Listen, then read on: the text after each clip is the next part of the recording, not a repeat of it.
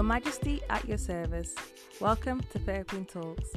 Thank you for tuning in to another episode of my podcast, Part of the Solution. The past month has forced a shift in the minds of people all over the world.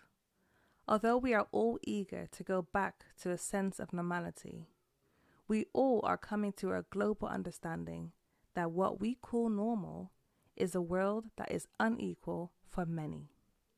The global pandemic has amplified the issues that our world has, and it will no longer be ignored. There is a sense that the new normal people demand, especially once we come out of this pandemic, is a society that works for all people, especially those that have been discriminated for their natural physical traits. From a holistic point of view, we all know that there are various forms of injustices in this world. The injustice that has dominated the global conversation the past month is racial injustice. And to be more specific, racial injustice within the police force against Black people. As this issue of injustice has been highlighted for over a month, there is a natural thing that occurs with any highlighted issue that causes anger and divide. 1. Denial. 2. Anger. 3. Bargaining. 4. Depression. And 5. Acceptance. There will be those people that will look at racial injustice towards Black people and accept that that's the world we live in. There'll be others, and I assume that those of you who tune in are those people who will go beyond these stages and decide that you want to see change. Some people may feel that protesting and signing a multitude of petitions is not enough. In this episode, I want to focus on the power we as individuals have to bring about change we seek in terms of racial injustice in the police force. I want to focus on how we as individuals can be part of the solution. We should all hold ourselves accountable for our contributions to the problems that we seek to address and be part of the change and ultimately the solution. Regardless of how powerless we may feel, we all need to realize that we are all powerful as individuals and unstoppable as a collective.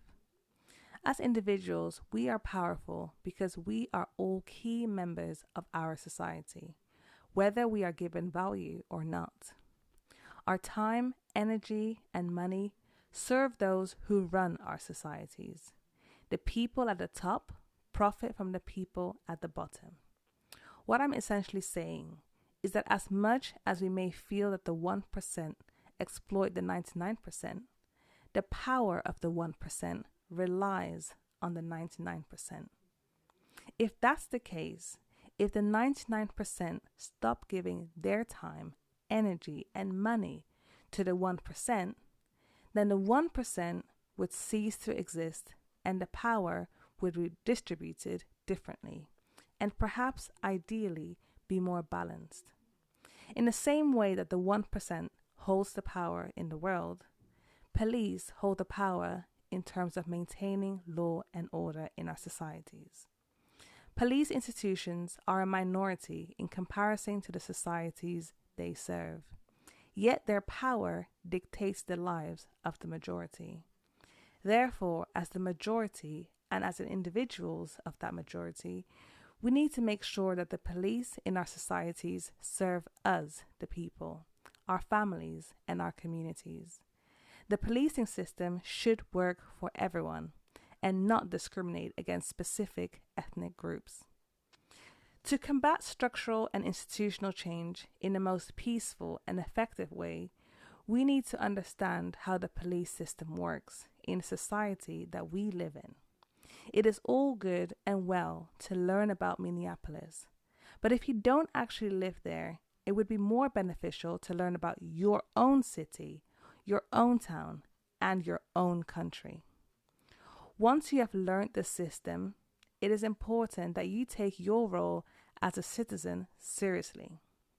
As citizens of any town or city or country, it is important to be involved in the policies and laws created to supposedly protect you and those within your society. Hold your leaders and police force accountable whenever there is a racial injustice.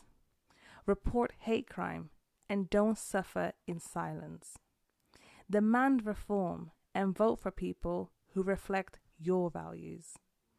You need to take an active interest in your police, as they're the ones that uphold law and order. If there are people and policies in the police force that directly and indirectly discriminate against Black people and other ethnic groups, institutional racism is in full force, because their bias and their prejudice is equipped with the power to do something about it. Throughout this process, it is important to decolonize your mind and free yourself from biases, thoughts, and ideologies that prevent you from negatively looking at people because of their ethnicity.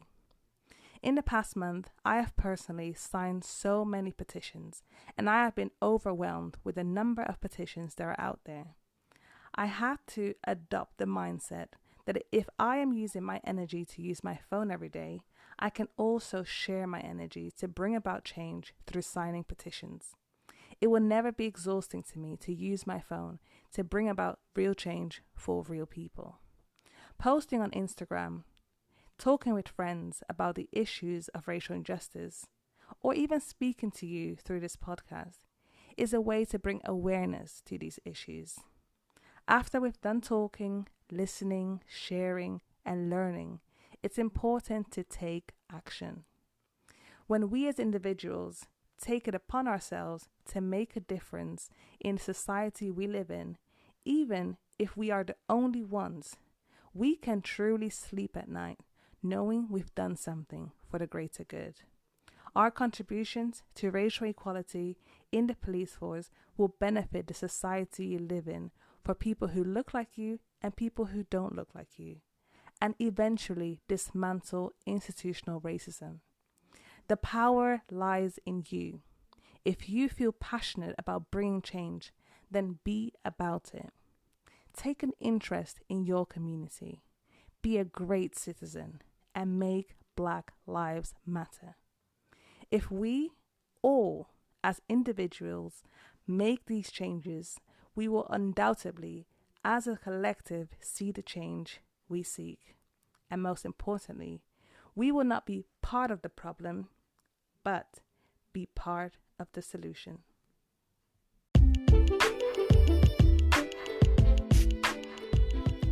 At the end of each episode, I address the Queendom. You, as an individual, have the power. Racial injustice towards specific ethnic groups is not an American problem. It's a human problem. Institutional racism in the police lies within its policies and people who work there. Take an interest in your local police force. Hold your local police force accountable. Report hate crime. Take your responsibility as a citizen seriously. Your contributions to change will make a difference for generations to come. Thank you so much for listening to Fair Queen Talks. See you next time.